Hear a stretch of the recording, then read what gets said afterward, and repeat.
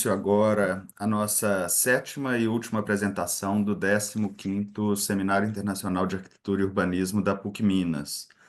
A disciplina Seminários 1, 2, 3 e 4 é realizada de forma integrada entre as unidades Coração Eucarístico e Praça da Liberdade, agora Lourdes, intercalando palestras presenciais e virtuais. Nossa conferencista de hoje é a arquiteta Loreta Castro, do escritório Taller Capital e da UNAM, Universidade Nacional Autônoma do México. Loreta Castro Regueira estudou arquitetura na Universidade Nacional Autônoma do México, a UNAM, e na Academia Mendrisio de Arquitetura, na Suíça. Possui mestrado em Design Urbano pela Harvard School of Design. Ao longo de sua carreira, obteve diversas bolsas, como a Bolsa Fulbright e a Bolsa Marcelo Zambrano, da CEMEX. Suas pesquisas sobre água e design lhe renderam o prêmio Drucker Traveling Fellowship e o prêmio Rollsin Gold regional e global da Academia Nacional de Arquitetura, com Manuel Perlot. É membro do Conselho de Fundação Rollsin para a Construção Sustentável e da Fundação México em Harvard. Em 2010, fundou o Taller Capital com José Ambrosi. O escritório foi reconhecido com diversos prêmios nacionais e internacionais, como o Emerging Voices of the Architectural League of New York 2020, prêmio pelo trabalho na Bienal Ibero-Americana de Arquitetura e Urbanismo 2022, o Miss Crown Hall American Emerging 2022, medalha de prata na Bienal de Arquitetura Mexicana 2022 e o Desafio Circular do que o Design Pode Fazer 2023. Loreta é professora da Faculdade de Arquitetura da UNAM e professora convidada da Harvard School of Design, da IUAV em Veneza e da UCLA em Los Angeles, entre outras. Teve textos publicados nos jornais The New York Times e El País. Participou como jurado e palestrante em diversos países do mundo, além de escrever para algumas revistas e livros. Agradecemos novamente a participação da Loreta e passo a palavra a ela. Boa apresentação. Bem-vinda, Loreta. Un gusto tenerse con nosotros.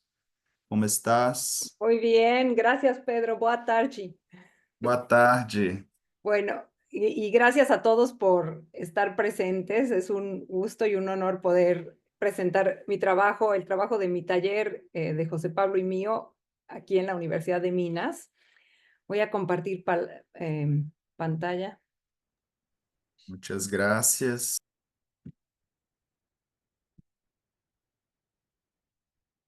Ahí pueden ver, sí. Sí, está bien.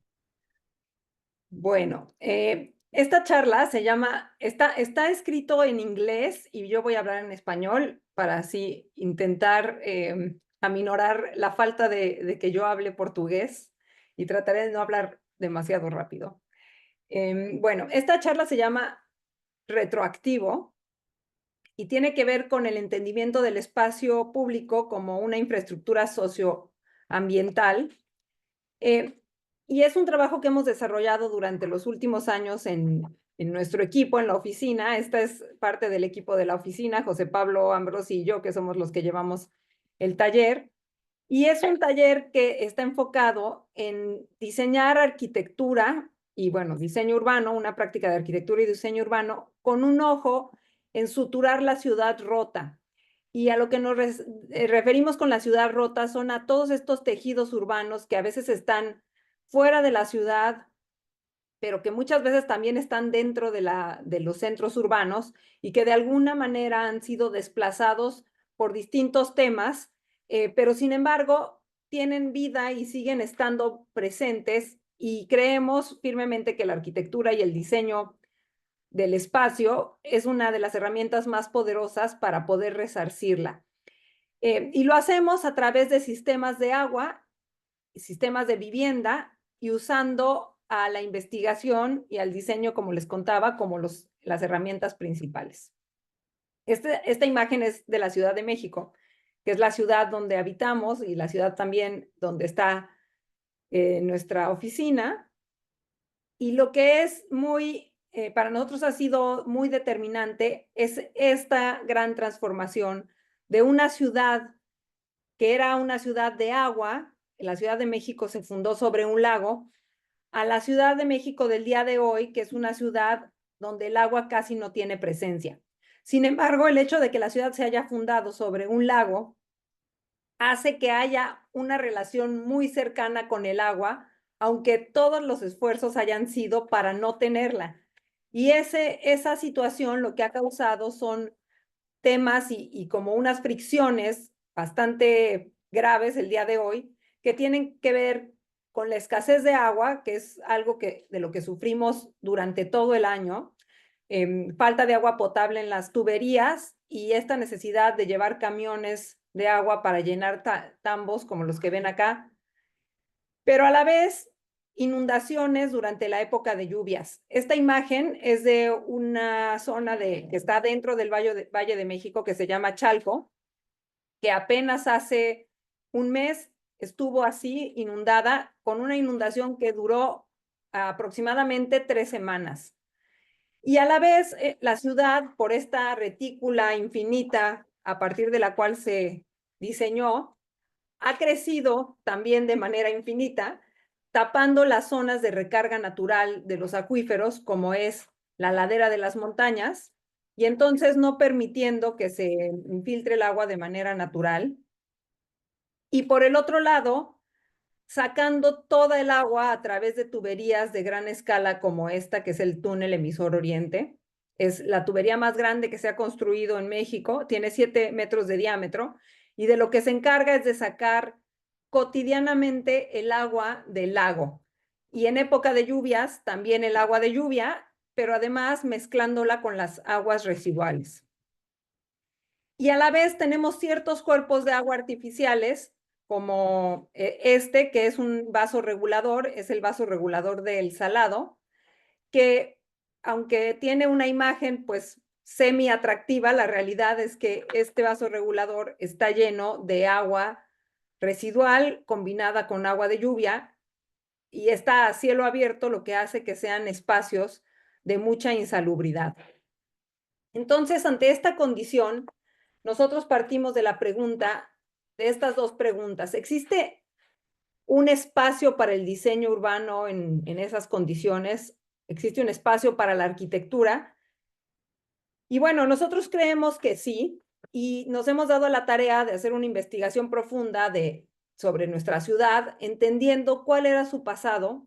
Y esta imagen que ven acá es una parte del mapa de Cortés que diseñó o dibujó alguna mano, que no sabemos específicamente quién es, aunque se le atribuye a Hernán Cortés. Muy reciente la llegada de los españoles a la ciudad. Los españoles llegaron en 1512 y en 1521 se hace este mapa, que lo que muestra es una ciudad con muchísima agua, con un espacio de islas o varias islas en medio de ese lago, y después con estas calzadas que a partir de la investigación se ha hecho saber que no eran únicamente para conectar el centro con las periferias o con la tierra firme, sino que además servían como acueductos, como acá se puede ver, ¿no? Aquí pueden ver esta línea de agua y también como diques, ¿no? Había una serie de diques para dividir las aguas del lago entre las aguas más salobres que estaban hacia el norte y las aguas dulces que estaban al sur, manteniendo a la isla de México, que estaba en la parte central, salvaguardándola de inundaciones.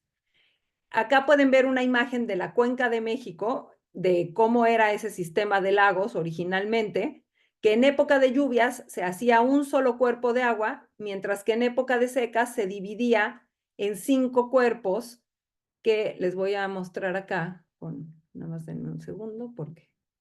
Ay, ¿dónde está? No, creo que más bien no les voy a mostrar porque no puedo dibujar, no encuentro cómo dibujar. Ajá. Bueno, ahí no ven una barra, ¿verdad? ¿No se ve la barra o sí? No. ¿Sí se ve? Sí, se ve una barra arriba. A Eh, ver, ahora sí. Ujú. ¿ya? Bien. Entonces, bueno, esa ciudad, ay, perdón, ay, ya no puedo, ¿qué hice? Algo hice mal. Ahí está. Esa cuenca se transformó radicalmente, como les contaba, y el día de hoy se ha convertido en esto, ¿no? En una cuenca deshidratada, con muy pocos espacios de agua, con una gran mancha urbana que sigue creciendo, y después con un circuito para llevar el agua potable desde otras cuencas y una serie de líneas, que son estas líneas naranjas, para sacar el agua residual junto con el agua del lago de la cuenca y así evitar inundaciones. Entonces, lo que realmente sucede es que tenemos una batalla continua contra el agua, tanto para traerla como para deshacernos de ella. ¿Y por qué sucede esto? Porque se transformó tan radicalmente la cuenca y el entorno ambiental y el entorno hídrico que hoy es completamente disfuncional.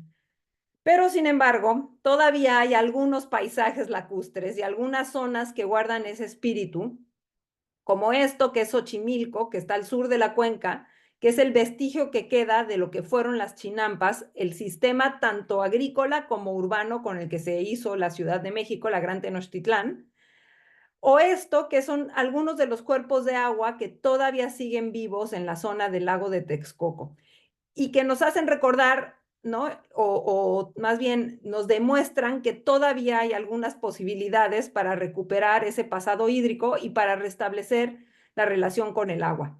Y bueno, nosotros a lo que hemos dirigido gran parte de nuestra práctica es justamente a reestablecer esa relación con el agua a través del diseño urbano y de la arquitectura, del diseño del territorio, pensando que es importante que el agua de la cuenca se quede adentro de la cuenca. Y esto quizá no lo expliqué, pero la cuenca de México, por lo que tenía este sistema de lagos, es porque es una cuenca cerrada, sin salidas naturales al mar. Entonces, todo el agua se juntaba en el centro y formaba este cuerpo de lagos que obviamente cuando hay mucha lluvia suben de nivel y entonces eso hace que haya inundaciones. Y por eso es que una ciudad dura de piedra y de tierra como la ciudad renacentista que se establece después de la conquista, no tenía la capacidad de pulverizar el exceso de agua en época de lluvias, a diferencia de la ciudad de Canales, como era antes, ¿no? Que al final llovía, pero el agua luego podía tomar su espacio. Eh, y sin embargo, esta ciudad renacentista, pues un poco lucha, o más bien no un poco, 100% lucha contra el agua. Y nosotros lo que pensamos es que esa agua, en vez de sacarla, se podría quedar en la cuenca y además restablecer el sistema de laderas infiltrantes que bordean a la ciudad, ¿no? Entonces, hace como casi 13 años, nos pidieron hacer una investigación sobre cómo funcionaban el agua, toda la hidrología de la Cuenca de México y plantear algunas propuestas para, si no restablecer, por lo menos empezar a lidiar de manera más armónica con el agua. Y lo que hicimos fue, como parte de una investigación muy grande, este mapa que están viendo acá, que es un mapa que tiene mucha información de otras investigaciones, especialmente del proyecto que hicieron Alberto Kalach y Teodoro González de León, que se llamaba México Ciudad Futura, donde ellos planteaban reinundar los lagos.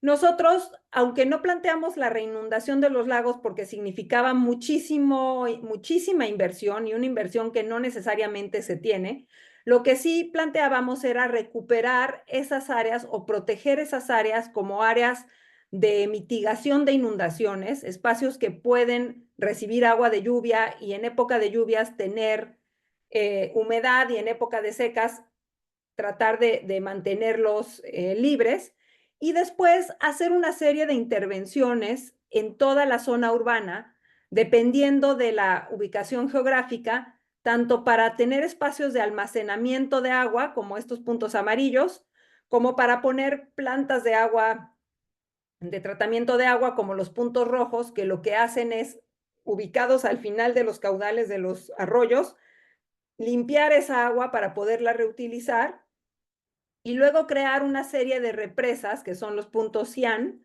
donde se puede ir reteniendo el agua de escurrimiento para provocar una infiltración natural y recuperar los acuíferos. Y bueno, a partir de esa, digamos, estrategia a gran escala, es que nosotros hemos trabajado en la cuenca y hemos trabajado en diferentes escalas y lo que les voy a presentar a continuación son como esas distintas escalas de trabajo con el tema del agua, empezando por los proyectos bien pequeñitos que están enfocados a crear cultura del agua. Esta es una imagen de un pueblo que está al sur de la cuenca que se llama Xochimilco, donde pueden ver acá una manera súper sencilla y práctica para captar el agua de lluvia, y que para nosotros ha sido como muy informativa sobre cómo actuar de manera puntual con esta idea de promover la cultura del agua. Y a esto nos referimos con entender el contexto en el que habitamos y de qué manera podemos dejar de pelearnos con la inundación o con la escasez de agua y más bien restablecer esa relación con el agua a partir de entender qué es lo que pasa con el agua en la cuenca. Entonces, en 2017, la Secretaría de Medio Ambiente de la ciudad, o sea, el Ministerio de Medio Ambiente, nos pidió hacer un proyecto de cultura del agua y ellos tenían como una idea muy clara y decían, ustedes escogen dos grupos, dos barrios de la ciudad, un barrio de escasos recursos y un barrio de nivel socioeconómico alto, y entonces eligen un grupo de vecinos, les preguntan cómo usan el agua y después de preguntarles, les dicen cómo tienen que usar el agua para ahorrar agua, regresan a los 2 meses, miden los ahorros y ese es el resultado que van a dar, ¿no? Y nosotros pensábamos muy distinto y decíamos, esto se ha hecho 1000 veces y no funciona, entonces hagamos un experimento distinto donde diseñemos un pabellón temporal que tenga instalada una exhibición sobre cómo funciona el agua en la cuenca y que después pueda dar alternativas para un mejor uso.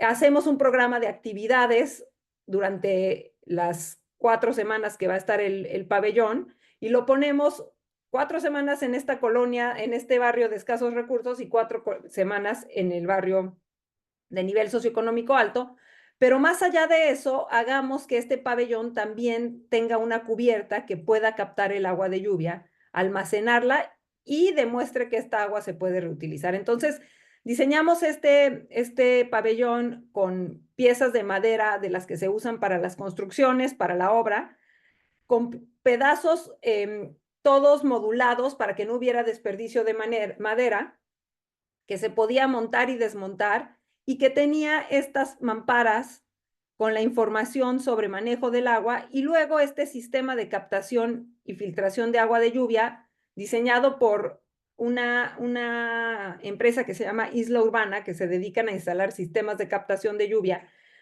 Y logramos montar ese pabellón primero en Polanco, que es el barrio de nivel socioeconómico alto, donde la gente iba y se interesaba mucho por este funcionamiento de la Cuenca de México y después se tomaban un vaso de agua de lluvia, como digamos casi como un souvenir, ¿no? De haber ido al pabellón hídrico. Y después lo instalamos en Iztapalapa, que es la colonia es el barrio más poblado de la Ciudad de México, tiene casi 2 millones de habitantes y además un nivel socioeconómico entre medio y medio bajo. Y ahí montamos también el mismo pabellón con el mismo sistema. Y resulta que acá la gente pues no veía tanto la exhibición, pero lo que sí es que llegaban al pabellón con sus propios garrafones a llenarlos de agua para poderse surtir de agua, porque también este barrio es de los que más escasez de agua tienen. Y digamos que fue un éxito porque acudió mucha gente en ambos lugares, tanto a entender la exhibición y a leerla, pero sobre todo a la serie de actividades que pudimos hacer, donde se explicaban muchas veces temas de agua, se hizo un ciclo de cine con el tema del agua, un concurso de murales, y eso pues fue como una manera muy distinta de acercarse al agua, entendiendo que desde el espacio público se pueden dar soluciones para el manejo del agua, que aunque esas soluciones no son totales, lo que sí es muy importante es la relación que la gente tiene con el agua cuando puede ver cómo esta puede funcionar físicamente. O sea, cuando tú ves que el agua de lluvia llena un estanque, te puedes dar cuenta que está lloviendo mucho. Y si ese mismo estanque en época de secas está vacío, también se hace como mucho más palpable que hay escasez. Y esa conciencia hace que tú mismo tengas un cuidado distinto del agua que si la tienes garantizada y solamente te quejas porque la autoridad no te la lleva a tu casa. O sea, lo que aquí queremos es que la gente sea capaz de entender el momento del año en el que está habitando, en el que está pasando, y que dependiendo del exceso o la escasez de lluvia, también haya como esta conciencia sobre la manera de cuidar el agua, ¿no?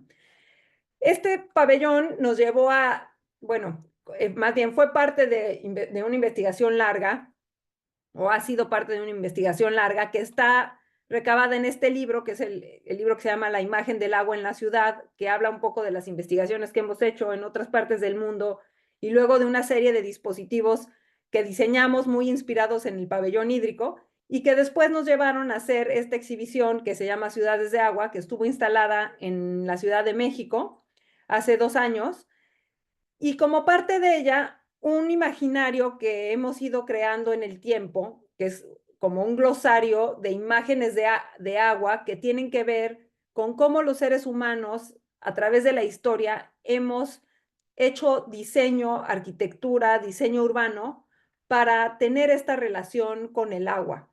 Y acá, esto lo pueden ver en nuestra página web, todas las diferentes palabras que van teniendo que ver, términos hídricos que tienen que ver con el diseño y el agua.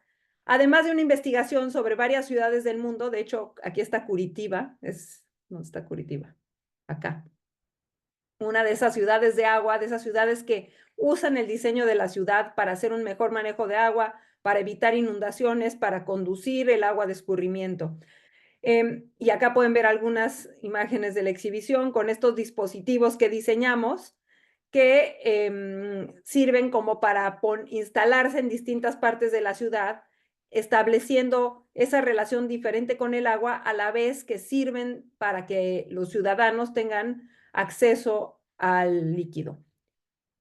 Y bueno, de estas pequeñas intervenciones hemos tenido después la oportunidad de trabajar en otras escalas y el primer proyecto que hicimos de diseño pues un poco más urbano es este parque que se llama el día de hoy Utopía Atzintli, pero que originalmente se llamó Parque Hídrico La Quebradora, que es un proyecto que desarrollamos desde la UNAM como resultado de una investigación bien puntual que hicimos sobre la alcaldía o el barrio de Iztapalapa, que como les decía es el más poblado de México. De hecho, cuando estábamos desarrollando este proyecto, es que se nos presentó la oportunidad de hacer el pabellón hídrico y como necesitábamos dar a conocer el proyecto a la comunidad, decidimos hacer ese pabellón como parte de la difusión de este parque de mayor escala. Y lo que aquí queríamos hacer, en realidad no empezó como un parque. Este predio era o es un vaso regulador de escurrimientos pluviales que estaba en las condiciones que lo ven acá. Era más bien un predio baldío que tenía muy mala fama porque por el tamaño que tiene, la gente o digamos los criminales robaban y luego se escondían acá y entonces nadie los encontraba. Y entonces se prestaba siempre a ser un tiradero de basura, un espacio para crimen y sobre todo un lugar muy sucio. Y lo que acá hicimos fue entender la función hídrica que tenía, que al final de cuentas se necesitaba tener ese espacio vacío para poder recibir el agua de escurrimiento y que no se inundara una colonia aguas abajo. Eh, y de alguna manera mostrar cuál es esa función del paisaje, o sea, hacer del paisaje un show, digamos, o un espectáculo, de hacer de la función del paisaje un espectáculo. Entonces, hicimos un equipo de varios especialistas de la universidad, entre ingenieros hidráulicos, ingenieros químicos, historiadores, biólogos, arquitectos, paisajistas, donde, coordinados por el doctor Manuel Perlo y por mí, hicimos el diseño de este proyecto, que lo que tiene de interesante, digamos, es que entendía las condiciones de ese paisaje, tanto este espacio de agua que se había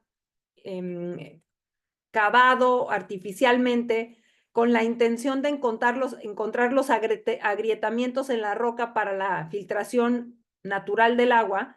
Y entonces a partir de esa idea diseñamos esta serie de plataformas programáticas que llevan el agua de la parte alta hacia la parte más baja. Y lo que es interesante es que se hizo el proyecto con material de la zona, es una zona de volcanes, todo el Valle de México es una zona de volcanes, entonces hay mucha piedra volcánica. Entonces, inspirados por la arquitectura prehispánica, por estas terrazas y estas plataformas, y por los muros de contención de piedra, es que se diseñó este parque, que tenía muchísimas intenciones, casi demasiadas, más bien, hoy puedo decir que eran demasiadas, porque quería captar el agua de lluvia, reciclar el agua residual, además de recoger el escurrimiento de lluvia e infiltrarlo. Tenía toda la intención de que funcionara con paneles fotovoltaicos y además surtir pipas o camiones de agua con agua tratada por el mismo sistema de tratamiento. Y bueno, este proyecto se presentó ante la autoridad, que estaban muy emocionados con él, pero creo que fue un mal momento porque nos tocó empezar la obra a finales del sexenio o digamos del periodo de gobierno, donde después hubo un cambio muy radical de política en México. Y entonces, estando en esta condición, el proyecto se detuvo la obra. Y al momento en que se detuvo la obra, se empezó a cuestionar el proyecto. Y nos cuestionaron muy fuertemente el diseño del sistema hidráulico. De hecho, pararon la obra diciendo que no funcionaba el sistema hidráulico. Y para nosotros, pues fue un golpe muy fuerte porque después de todo el esfuerzo que habíamos hecho por un sistema hidráulico que funcionara, era muy, muy duro entender que estas personas pensaban que no funcionaba.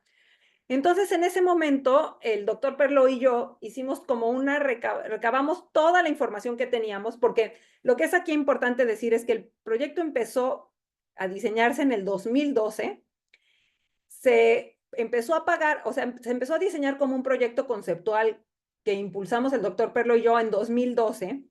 Después de hacer muchísimo trabajo de convencimiento, en 2016 contratan a la universidad para desarrollar el proyecto ejecutivo, que se entregó en 2017, no, perdón, en 2015 nos contrataron, en 2016 se entregó el proyecto ejecutivo e inició la obra.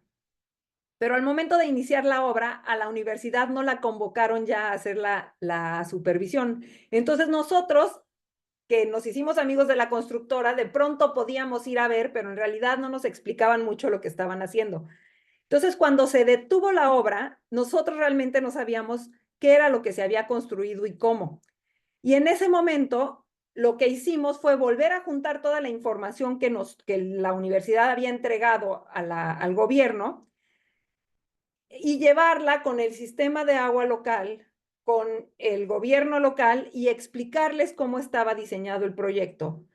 Y de esa manera logramos entender qué era lo que había sucedido y al parecer habían cambiado unas tuberías, por lo que no estaba funcionando igual que el diseño original, pero después de hablar con las autoridades pertinentes, es que, pues bueno, finalmente hablando nos entendemos, logramos ver dónde estaba ese error y entonces resarcirlo en obra y después de 3 años el proyecto se acabó de construir, eso fue en 2021, o sea, en plena pandemia, en 2020 se inauguró en junio de 2020 y bueno, se inauguró en ese estado, pero afortunadamente funcionando todo este sistema de captación de agua, de escurrimiento y de infiltración, que era el espíritu del proyecto, pero dejando de lado otros de los sistemas que también teníamos nosotros planteados, como era el sistema de tratamiento de agua residual, que se empezó a construir, pero nunca se acabó de construir. El sistema de captación de agua de lluvia tampoco se construyó. Y lo que sucedió acá es que a nosotros nos ayudó mucho para darnos cuenta cuando uno plantea un proyecto de espacio público que además debe funcionar como infraestructura y que sabes que lo va a manejar alguien más, sobre todo porque es público, es bien importante entender que el mantenimiento y la complejidad de tecnologías normalmente en países como los nuestros es bien difícil que alguien se responsabilice de hacerlo.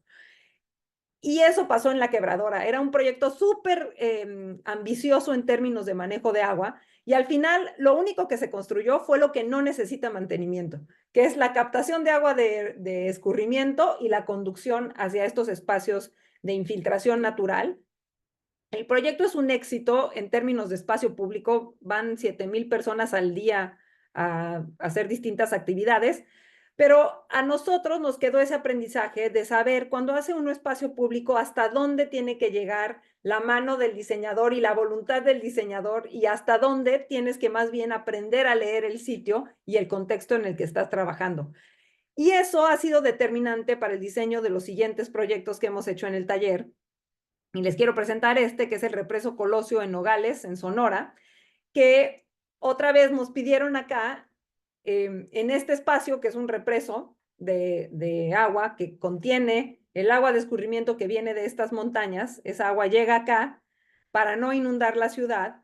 Acá nos pidieron hacer un parque, pero resulta que bueno, estas son las condiciones, ¿no? Del espacio. Son viviendas irregulares que están prácticamente montadas en el borde del represo, con mucha vulnerabilidad de deslaves y sobre todo con un cuerpo de agua hipercontaminado que más bien se veía como un patio trasero, pero con un gran potencial porque es el único cuerpo de agua de esta ciudad que está en el norte de nuestro país, en la frontera norte con Estados Unidos. Entonces, para nosotros acá no era necesariamente el diseño de un espacio público, sino cómo convertir al agua en una nueva centralidad. Y aquí explico un poco cómo era, cuando nosotros nos dieron el sitio, era este plano que ven acá, donde había un pequeño cuerpo de agua y mucho espacio abierto, ¿no? Pero nos empezamos a investigar y nos dimos cuenta que en realidad no era espacio abierto desperdiciado, sino que era el área de inundación del cuerpo de agua y que estaba tan asolvado que en época de lluvia salía por acá e inundaba la ciudad. Entonces no servía ni el represo para contener la inundación y tampoco había espacio para hacer un parque. Y lo que ahí decidimos hacer fue más bien entender cómo funcionaban estos escurrimientos para diseñar un proyecto que tuviera estas dos funciones. Por un lado, seguir recogiendo el agua de escurrimiento, pero a la vez funcionar como un espacio público, lograr que se hiciera un circuito para poder recorrer el proyecto a pie y después hacer una serie de plataformas descendientes que fueran llevando el agua hasta la parte más baja y que en época de lluvia se pudieran inundar para contener esa inundación en la ciudad. Y todas las decisiones las tomamos entendiendo cómo funcionaba el espacio originalmente. Entonces, la primera cosa era que había una vulnerabilidad la presa, en la cortina de la presa, y entonces lo que se hizo junto con la autoridad fue mover 7 casas que estaban colocadas sobre la cortina de la presa y sustituirlo con una represa reforzada a partir de un sistema constructivo de gavión. Las 7 casas se reubicaron en la misma colonia. Luego, las contenciones que estaban completamente erosionadas también se reforzaron con terrazas hechas a partir de gavión de piedra de la zona. Y después todo este tema de la contaminación y la inseguridad, convirtiendo el espacio en una nueva centralidad y construyendo una cubierta que fuera también un símbolo para el sitio, un lugar que le diera reconocimiento a la intervención, ¿no? Y aquí pueden ver una de las primeras imágenes después de que se construyó el parque con este circuito que va todo en torno al espacio, con estas plataformas que van descendiendo para llevar el agua y que en algunos casos tienen programa, como estos canchas de básquetbol y acá juegos infantiles, y luego esta cubierta que da hacia la avenida principal, que es un espacio de usos múltiples, que lo que hace también es mostrar que ahí atrás algo está sucediendo y que es este cuerpo de agua, que ahora es un cuerpo de agua limpio. Todos los esgotos que caían adentro del cuerpo de agua se condujeron hacia el drenaje municipal. Y el día de hoy hay fauna, hay patos, hay peces adentro del lago y sobre todo el espacio funciona muy bien en época de lluvias porque el agua va escurriendo, como pueden ver acá, y llena el represo. Y también ayudó mucho a cambiar la imagen del sitio porque ahora las finales de la calle tienen un parque en vez de un basurero, ¿no? Y aquí se puede ver algunas de las imágenes respetando la vegetación local, dejando mucho a que crezca la vegetación sin ser tan determinantes en qué tipo de vegetación poner, sino más bien permitiendo el crecimiento de la vegetación local. Obviamente el tema del agua hace que haya una vegetación acuática y haciendo un espacio que se pueda recorrer peatonalmente con estas, digamos, andadores de cemento o de concreto que van a lo largo del espacio. Y luego la fachada que da hacia la calle, hacia la avenida principal, que tiene esta plaza inclinada, que además sirve como para hacer algunas actividades en la tarde, el espacio cubierto, que es un espacio de usos múltiples, y luego las zonas, las plataformas tanto de juegos como de deporte que se pueden inundar y que en época de seca se utilizan para diferentes actividades y siempre favoreciendo la iluminación en la hora de la noche, porque al final es cuando más se usa el espacio. Como Nogales es una zona desértica, el sol es súper fuerte y los árboles se tardan muchísimo en crecer. Entonces acá era muy importante tener iluminación las 24 horas del día para que el espacio no solamente sea un destino, sino también sea un lugar de conectividad, de movilidad no motorizada que ayude a que la gente pueda tener más fácil acceso hacia la ciudad. Y aquí algunas imágenes del espacio donde sale el agua del represo, de las andadores y los escalones que comunican una plataforma con otra. Y sobre todo acá lo que empezamos a hacer fue entender que si íbamos a diseñar espacio público era importante diseñar un sistema que ayudara a que los constructores tuvieran más facilidad en construirlo y que además permitiera el menor mantenimiento posible y una duración a largo plazo del espacio. Y entonces empezamos a diseñar una estructura que se pudiera convertir en un sistema que fuera replicable a todo lo largo del parque, que son los muros de gavión, usar a la geometría como una manera de dialogar con la comunidad y para eso hicimos tanto el espacio cubierto como estas plataformas concéntricas que tienen que ver con entender al agua, como cuando uno lanza una piedra en un cuerpo de agua, estos círculos concéntricos que se van formando, y después incluir dentro del programa a la infraestructura, o sea, que el espacio siguiera siendo un gran contenedor de agua de escurrimiento, que ayudara a mitigar las inundaciones, pero que a la vez sea un espacio público con un valor ambiental importante. Bueno, después de ese proyecto nos pidieron diseñar otro proyecto en la Cuenca de México, regresamos a la Ciudad de México y nos pidieron hacer un parque, recuperar un parque que estaba en pésimas condiciones, aquí lo pueden ver, el Parque Bicentenario en el barrio de Ecatepec, que es el segundo municipio más grande del país. El primero es Iztapalapa y el segundo es Ecatepec, tiene 1.8 millones de habitantes y es un municipio caracterizado por un crecimiento informal. De la primera imagen que les enseñé de las colinas tapadas de casas es aquí en Ecatepec. Y tenían este parque de 20 hectáreas completamente cercado. Aquí pueden ver la barda, está muy pintada, pero el parque es un desastre, ¿no? Y con muy poco acceso de los vecinos al parque. Aquí pueden ver, por ejemplo, esta casa verde o esta amarilla, tenían que dar una vuelta de casi medio kilómetro para poder entrar al espacio público. Y entonces empezamos a ver un poco cómo había sido ese lugar solamente 60 años atrás y nos dimos cuenta que era una zona agrícola y que por su condición de ladera había estado terraceada para detener la erosión del suelo, ¿no? Eso es una de las cosas que más afectan la agricultura, la erosión, y entonces toda esta zona eran terrazas agrícolas para que la erosión no afectara el suelo. Pero más adelante, con el crecimiento urbano, pues acá pueden ver, cero, ya no había nada de agricultura, puras casas, algunas terrazas todavía, y este parque que tiene una traza no sabría ni qué decir, ¿no? Entre jardín francés y nada, ¿no? Con algunos espacios deportivos, un avión, claro, hay un avión en medio porque en algún momento de la historia la Aerolínea de México regaló los aviones que ya no necesitaban y entonces los pusieron en los parques.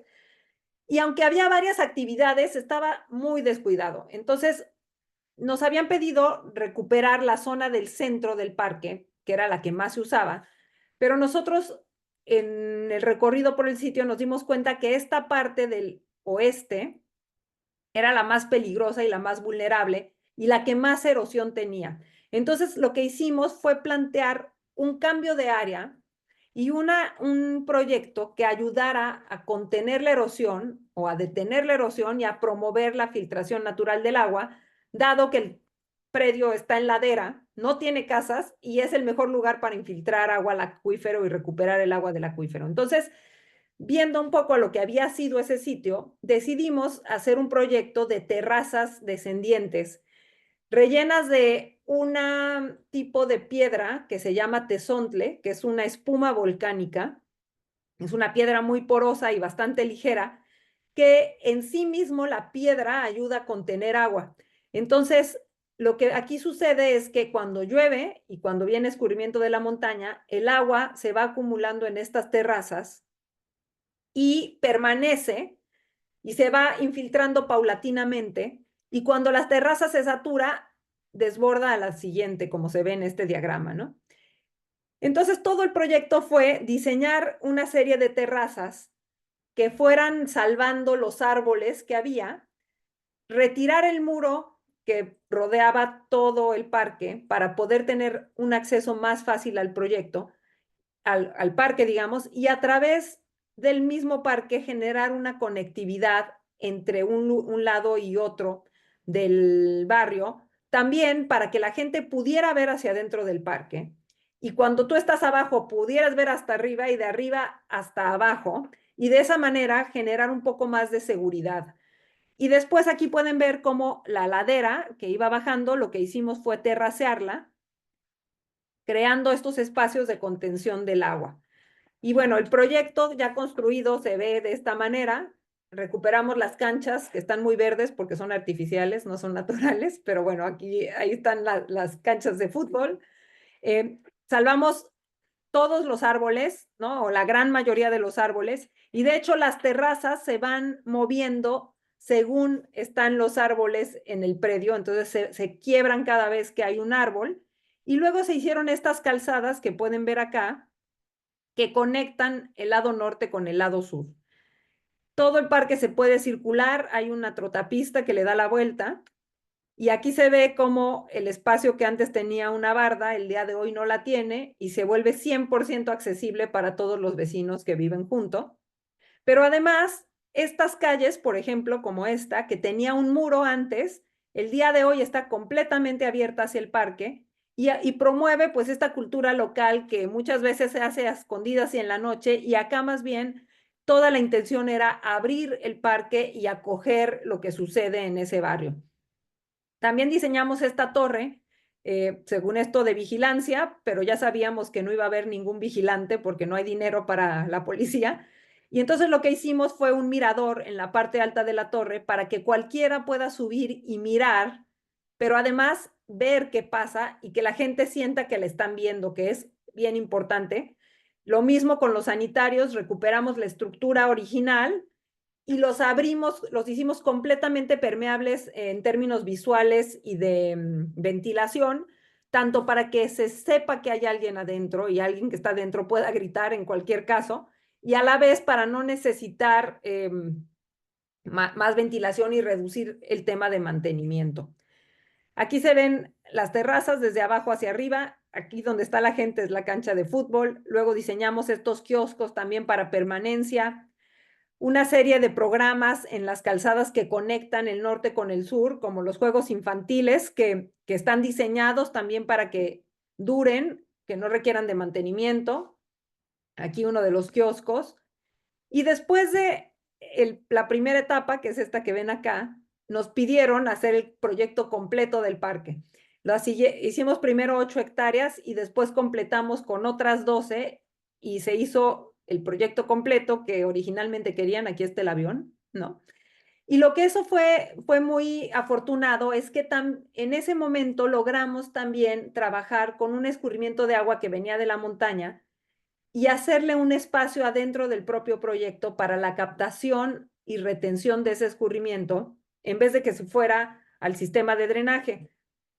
Y así es como quedó ese espacio. Es un cuerpo de agua que en época de secas está vacío, pero tiene una vegetación particular, y que en época de lluvias se llena de agua, como pueden ver acá, y que genera unos recorridos que en un futuro estarán llenos de árboles. Ahora están creciendo los árboles, pero bueno, aquí pueden ver, esto fue apenas hace 3 semanas.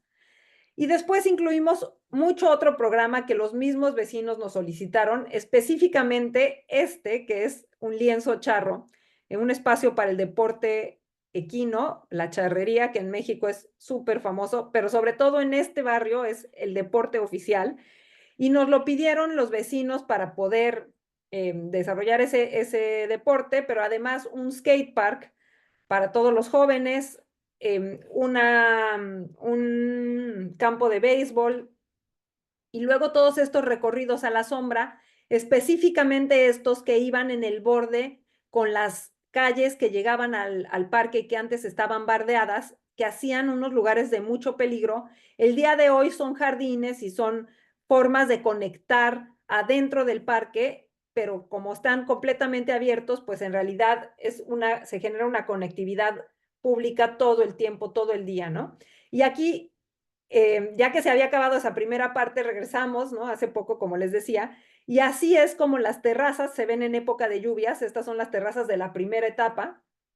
Y bueno, aquí, cuando fuimos con nuestros alumnos hace poco a visitarlo. Y nuevamente aplicamos este sistema de entender a la estructura como un sistema, que son estos muros de contención en forma de L, dialogar con la gente a través de la geometría, con el lugar a través de la geometría, haciendo estos muros que se van quebrando según hay árboles, y finalmente integrar la infraestructura al programa, tanto en términos de conectividad como en términos de manejo sostenible del agua.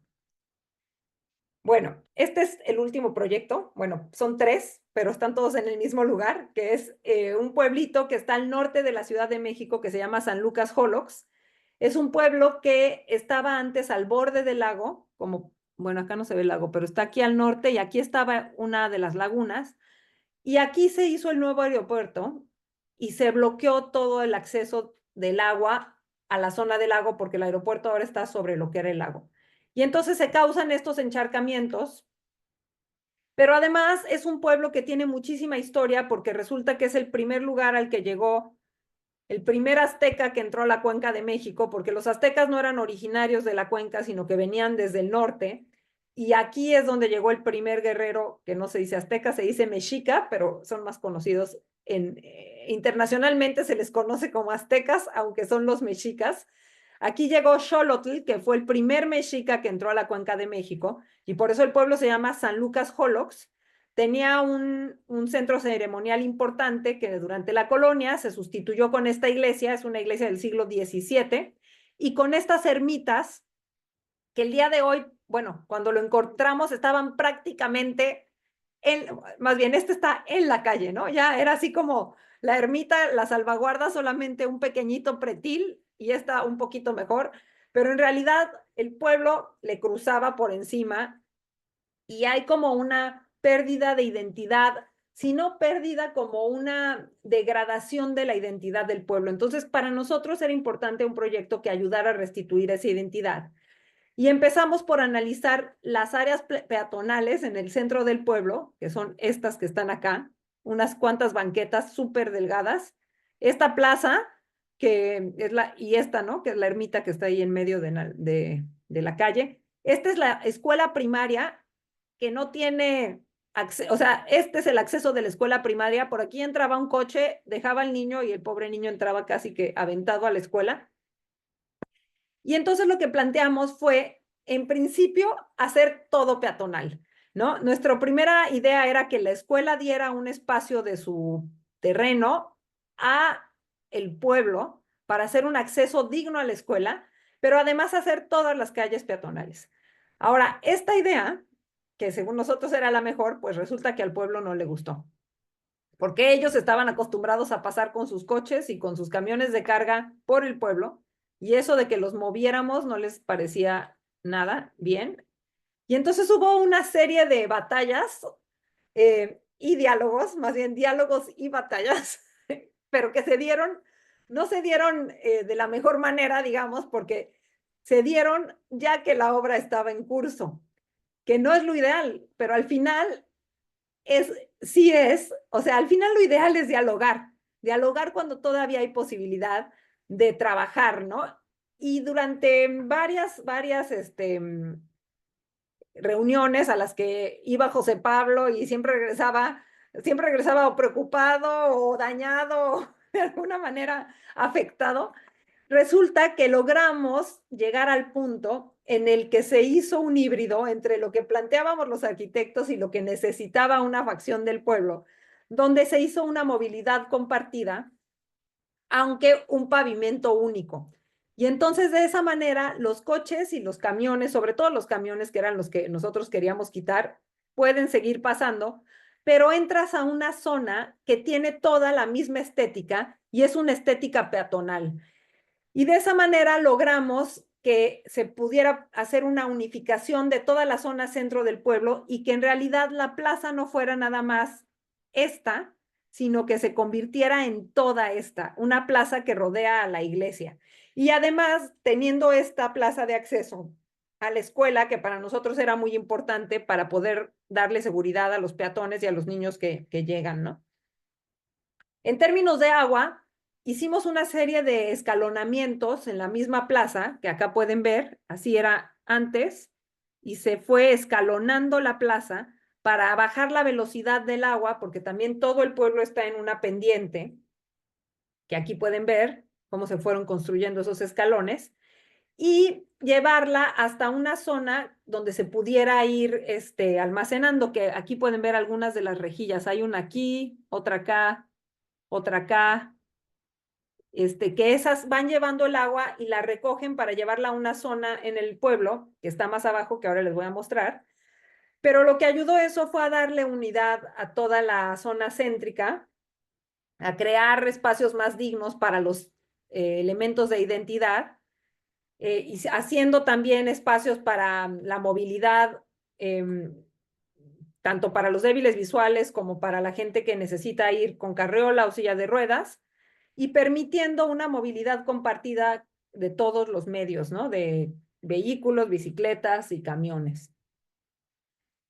Y bueno, a la par nos tocó remodelar el colegio, esa escuela primaria, que estaba en estas condiciones originalmente, donde necesitaban más aulas y sobre todo este edificio de acá arriba estaba muy deteriorada la estructura porque con los sismos del 17 se había dañado. Entonces, acá lo que propusimos fue justamente quitar un pedazo de ese jardín que tenían pues en desuso, donárselo al espacio público de la calle, mover la barda, digamos, y luego el edificio de atrás sustituirlo por este volumen acá enfrente, que contiene algunas aulas, la biblioteca, una cooperativa, pero además tiene estos patios que ayudan a vincular a la escuela con el pueblo.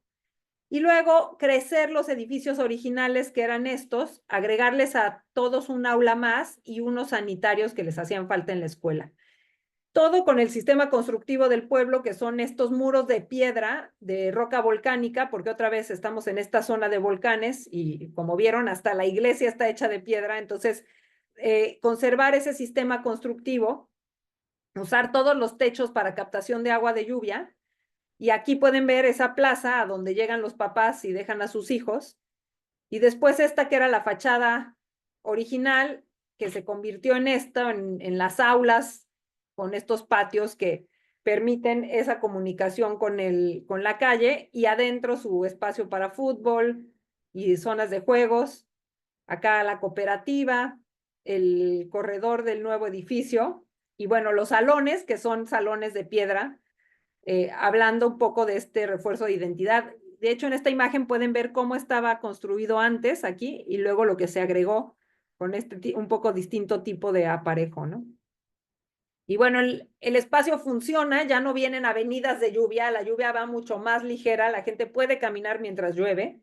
Y nuevamente acá, entender a la estructura como un sistema, estos escalonamientos a partir de los que se hace el diseño del proyecto, que se ayuda a dialogar con el mismo pueblo y entender al programa como una infraestructura de mejora de movilidad produciendo una movilidad compartida.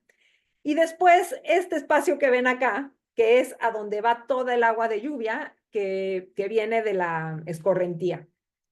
Y esto dio pie a un proyecto nuevo que estamos haciendo en ese mismo pueblo que se llama Pulling Xoloc. Es un proyecto que nuevamente habla de esta inundación en otra zona del pueblo, que ya no es el centro, pero es un poco más hacia el norte, donde otra vez este mismo problema de encharcamientos se tenía que resolver y lo hemos estado trabajando con este personaje que está aquí, que se llama Alan. Alan es un arquitecto que trabaja en nuestra oficina, pero que también es un líder en el pueblo y que lleva el sistema de agua del pueblo.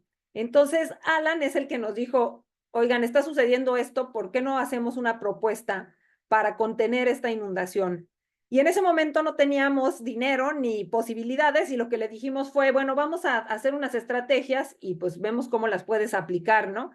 Pero resulta que nos buscó Tlalocan, nos buscó Tlaloc, más bien llegó Tlaloc. Tlaloc es el dios del agua para los mexicas, y este pueblo tenía un Tlalocan, que es un centro de culto a Tlaloc. Y resulta que cuando Alan nos pide eso, de pronto nos busca una fundación sueca que se llama REARC y nos dice, nos mandan un correo que nos decía, tenemos dinero para fondear un proyecto, y queremos que fondear un proyecto de ustedes. Y nosotros pensamos, pues esto es un scam, esto no puede ser cierto, nadie te busca para pagarte un proyecto, ¿no? Pero resulta que no era un scam, que era cierto, y llevamos 1 año y medio trabajando con esta fundación para hacer el proyecto de contención del encharcamiento en San Lucas Holox. Es un proyecto que trata de mitigar las inundaciones, y les voy a mostrar este video. ¿Me dices, Pedro, si se ve y se oye sobre todo? Y se ve, no se oye, creo. Juanita Castro No se and oye. Pablo Ambrosi from Taller Capital. We design infrastructural public spaces to fix the broken city. 2 years ago, we worked in the transformation of the historic downtown of San Lucas Xolo as a mitigation measurement to the construction of the nearby new airport of Mexico City. Through REARC's practice-based funding initiative, we reconnected with the local community, specifically the group of ejidatarios which own the land and have jurisprudence over it. Also invited the local potable water system, who manage drinking water, irrigation, and sanitation. Together, we want to bring ideas concerning flood control and runoff management that has been caused by the new airport. We chose a specific site, which is communal, that can be used for this purpose to prevent water piping, an expensive and unsustainable measurement, and create instead a soft infrastructure and community space that recovers water culture in this pre-Hispanic town. Pulling Xoloc is an infrastructural public space that mitigates floods, reusing water for agricultural irrigation, while introducing a communal area for recreational and cultural purposes. The small pre-Hispanic town of San Lucas Xoloc was located near the former Lake of Texcoco in the Basin of Mexico. Previously, water ran off from the mountain into the lake. The construction of the new airport desiccated the lake, causing floods. Instead of piping rainwater that runs from the mountain, we want to contain and redistribute rain runoff. Where there is no link between water and public space, the new intervention connects culture and water management through public space, using the water management infrastructure as the system holding the entire project, shaping landscape into a space that will hold water, using a contention levee as the construction system, and the introduction of an infrastructure by linking it to the program, and reusing what is available in site. Through several meetings with the community, we defined the public program. This new communal space is an eco-social catalyst, pushing for the preservation of culture through aquatic activities and food, while serving as a water management infrastructure that redistributes runoff within agricultural land. We want to reestablish a harmonious relationship with water, to rethink the places we inhabit. Xolok could become an example for landscape and urban design to integrate public life and water management in the Valley of Mexico.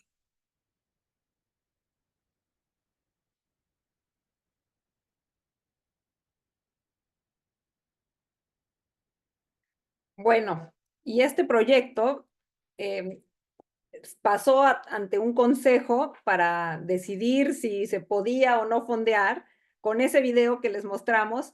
Y en noviembre del año pasado, el consejo de la fundación aceptó el proyecto y pues ahora llevamos trabajando con los vecinos, hicimos una reunión porque es un predio de un ejido. Un ejido es como una manera de tenencia de la tierra en México, donde muchas personas son propietarios del sitio y entre todos tienen que decidir lo que se hace en ese sitio. Entonces el proyecto se puso a votación con el ejido a través de se difundió a través de este panfleto y después hicimos planos, hicimos una maqueta, dibujos, estos renders que están viendo, y se puso a votación y resulta que después de la explicación y de que todos los involucrados como en el proyecto estuvimos difundiéndolo, pues la mayor parte de la gente votó, o más bien todos menos uno votaron que sí. El que no votó se abstuvo, tampoco dijo que no. Y pues el día de hoy el proyecto ya está en obra. Fueron a visitarlo los de la fundación desde Suecia. Y después se hizo una ceremonia para plantar el primer árbol, que aquí pueden ver. Y el día de hoy el proyecto ya está en obra, está iniciando la conformación del suelo para hacer estas piscinas, donde una vez más entendemos a la estructura, que es esta muro, o bueno, no muro, sino esta contención, como un sistema, la geometría como una manera de dialogar y entender al programa, que son estas piscinas, como una infraestructura. Y bueno, eso es todo y les agradezco mucho su atención, la invitación y bueno, si quieren hacer algunas preguntas. Nosotros es que agradecemos por tu iluminadora charla, Loreta. Dime cómo está de tiempo, que creo Mira, tenías una cita por ahora. sí, tengo como 8 minutos, entre 5 y 8, creo que todavía la Dale, puedo librar. dale.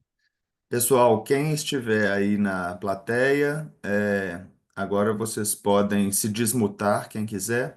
Alguém quer fazer uma perguntinha? Nós vamos ter tempo para pouquinhas perguntas, 2 ou 3 aqui, dependendo. Alguém quer se manifestar? Podem falar pelo chat ou abrir a câmera e o microfone, fazer a pergunta diretamente.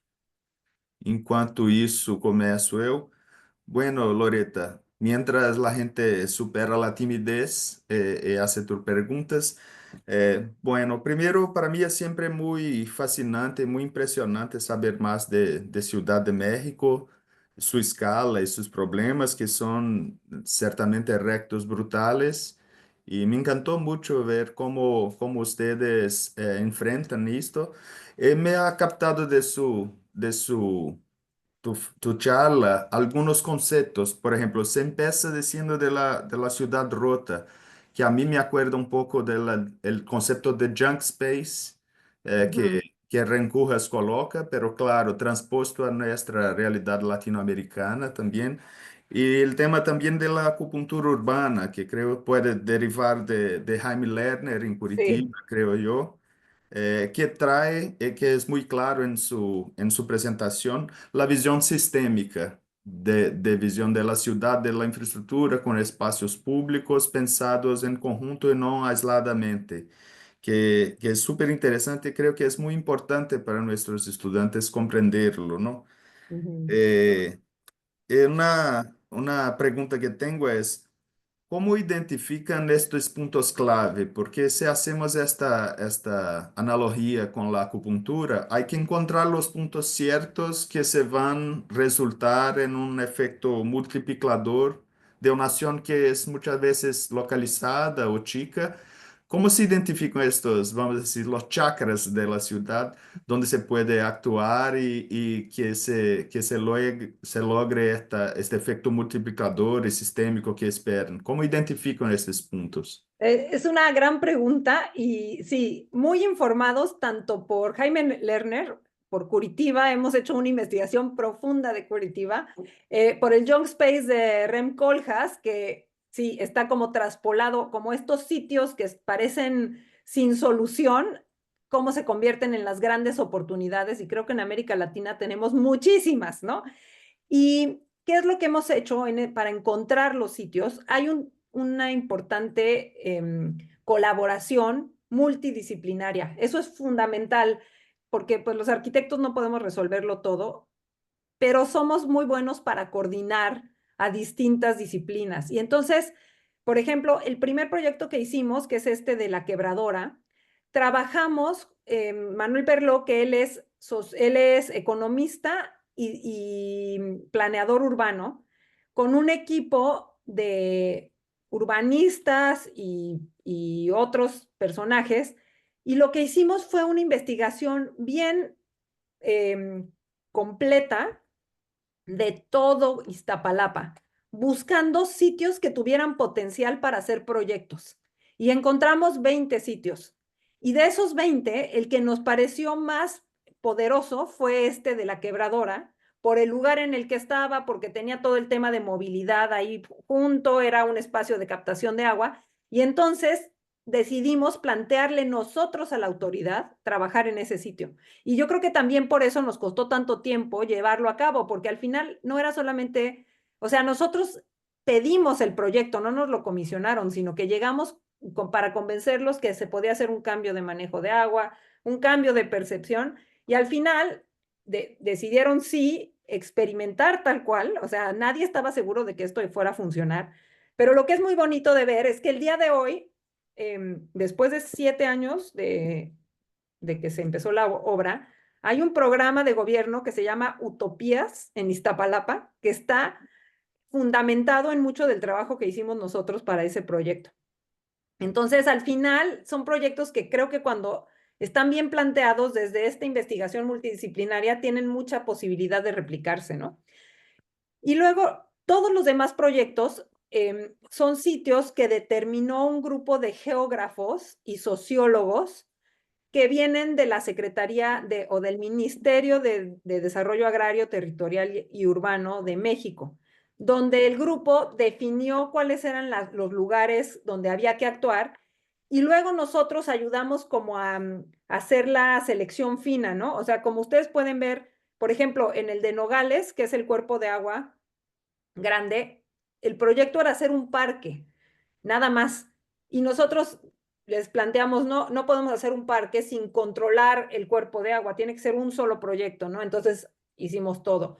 Luego el de Bicentenario, que también les decía, querían solamente trabajar en donde estaba el avión y decidimos movernos hacia la parte este, que era la más, perdón, oeste, que era la más dañada, y después de todas formas se hizo la parte del avión, ¿no? Entonces son proyectos que al final se van nutriendo de la multidisciplinaridad, de muchas visiones y de una lectura bien cuidadosa del contexto. Eso es fundamental porque muchas veces, y ahora por ejemplo tenemos a nuestros alumnos, ahora estamos dando clases en Estados Unidos y ellos nos dicen, no, es que queremos forzosamente hacer porque ellos son planeadores urbanos, no son diseñadores, y quieren hacer diseño participativo como una determinante del proyecto.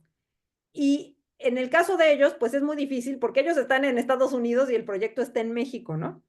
Y lo que nosotros nos hemos dado cuenta es que lo que hay que tener es flexibilidad como profesionista.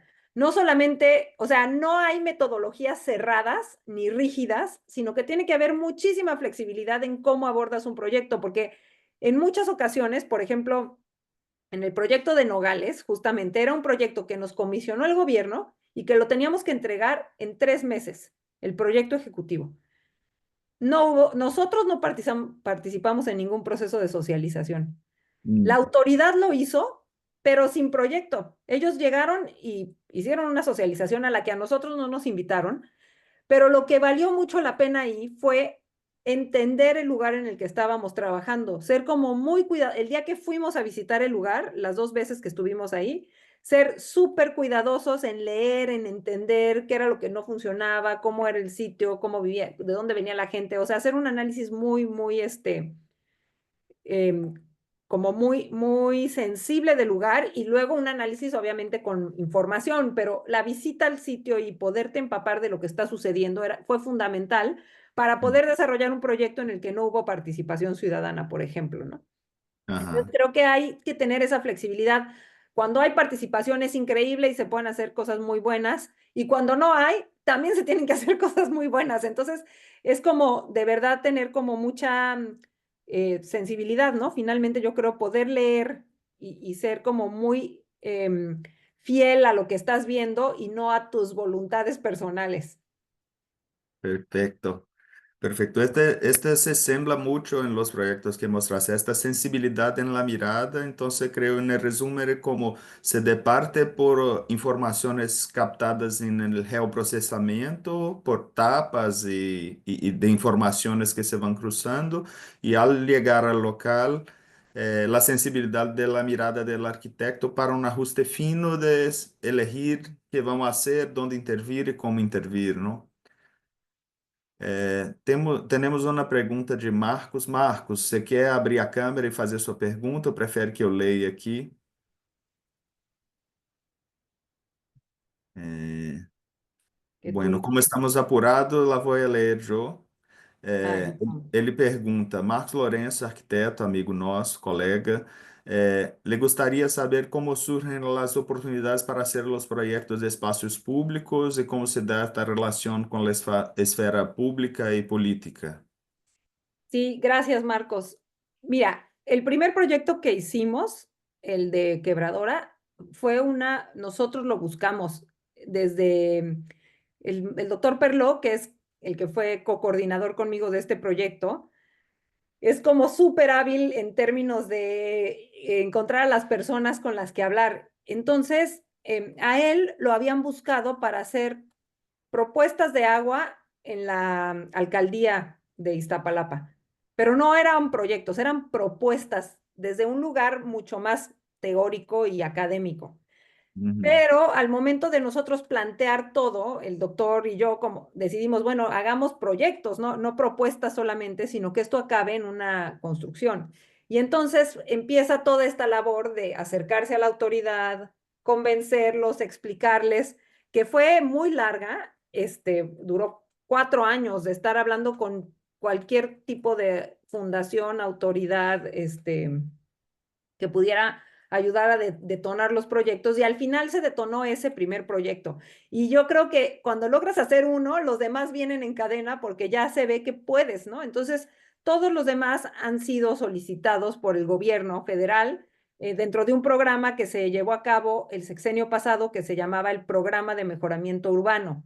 Pero teníamos ya como ese primer proyecto en nuestros antecedentes y entonces había como esa confianza en el arquitecto y ese programa, que fue un programa de espacio público y de edificios públicos súper exitoso en el país, fue el que dio pie a que sucedieran todas estas intervenciones, ¿no? Fuimos muy afortunados ahí. Sí, o sea, lo que es necesario es empezar a hacer el primero y ahí ya te ganan confianza y siguen, ¿no? Bueno, creo que para que não te retrasamos, Loreta, Loreta está com o tempo curto aqui, fez um esforço grande para estar conosco hoje. Agradecemos demais a presença dela e a disponibilidade entre voos e compromissos no exterior. Loreta, muitíssimas graças uma vez mais por estar com nós. De cierto, junto com Helena, vamos a hacer triangulações com o UNAM no futuro para convênios e ações conjuntas. Ojalá traerla en persona muy, Ah, muy pronto para que podamos seguir este cambio, esta troca tan rica. muchas gracias, Pedro, y a todos por escuchar y por interesarse en nuestro trabajo y nos encantará irlos a visitar, seguramente. Perfecto, está genial. Muchísimas Bien, gracias, Loreta, que te pases bien. E gracias. obrigado a todos os presentes. Obrigado. Encerramos com chave de ouro aqui nossa série de 14 seminários ao longo desse tema, ao longo desse ano, com essa temática tão urgente, que isso é como viver nas cidades em tempos de emergência climática. Acho que foi muito iluminador para todos. E todas as palestras, conferências e sessões de perguntas vão estar muito breve no nosso YouTube do curso. Peço que visitem, compartilhem. Muchas gracias una vez más, Loreta, que te pases bien y hasta luego. Adiós. Hasta luego. Tchau. Boa tarde, pessoal. Obrigado pela presença. Espero que tenha agradado a todos e vamos repercutir isso dentro do nosso curso, dentro das nossas atividades. Muito obrigado e até breve. Até o próximo semestre.